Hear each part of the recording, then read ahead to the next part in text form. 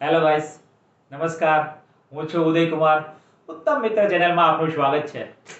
મિત્રો, આજે આપણે 3D હોલોગ્રામ વિશે ચર્ચા કરવાના છીએ.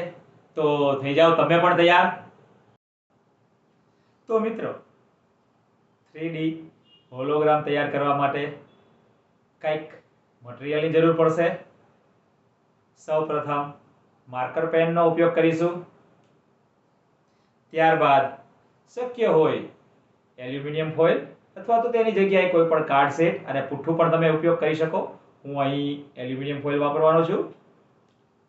ત્યારબાદ આપણી પાસે પારદર્શક એવું એક પ્લાસ્ટિક કાર્ડ શીટ છે મારી પાસે. મેં આ જે પીવીસી બોક્સ આવે છે એનો હું ઉપયોગ કરવાનો છું.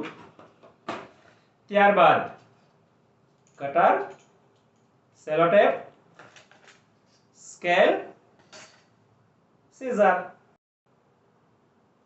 સૌપ્રથમ એપ્રોક્સ 6 થી 8 સેન્ટીમીટર સ્ક્વેર હું બનાવું છું.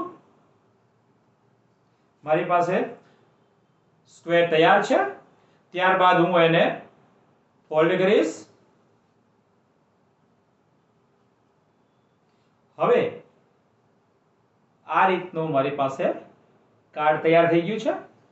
હવે મારે ઉપર 1 સેન્ટીમીટરનો કટ લઈ અને હું ત્યાંથી એને કાતરની મદદથી કટ કરીશ. આ રીતનો શેપ તૈયાર થઈ ગયો છે. અહીંયા પોઈન્ટ છે, અહીંયા પોઈન્ટ છે અને અહીંયા ઉપર આપણે 2 પોઈન્ટ પડેલા છે. અહીંયા 2 પોઈન્ટ વચ્ચેનો અંતર 1 સેન્ટીમીટર છે અંદાજિત. હાઈટ છે એપ્રોક્સ 6 સેમી અને પહોળાઈ પણ 6 સેમી જેટલી જ રાખેલી છે. એલ્યુમિનિયમ ફોઇલના માપનું એક પારદર્શક પીવીસી કાર્ડ શીટ છે, એને કટ કરીશ સીઝરની મદદથી.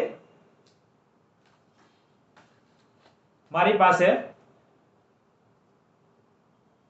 કટ તૈયાર છે.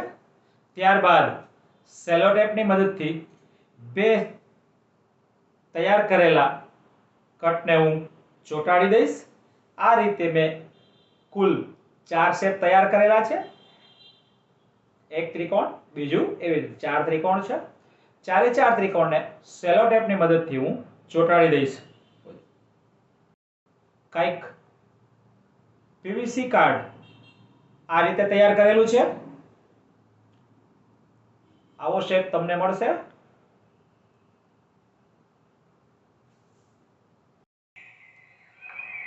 મિત્રો, તમને કંઈક હોલોગ્રામ ઇમેજ દેખાઈ રહી છે. હવે આ જ ઇમેજને આપણે લાઇટ બંધ કરીને ચેક કરીશું.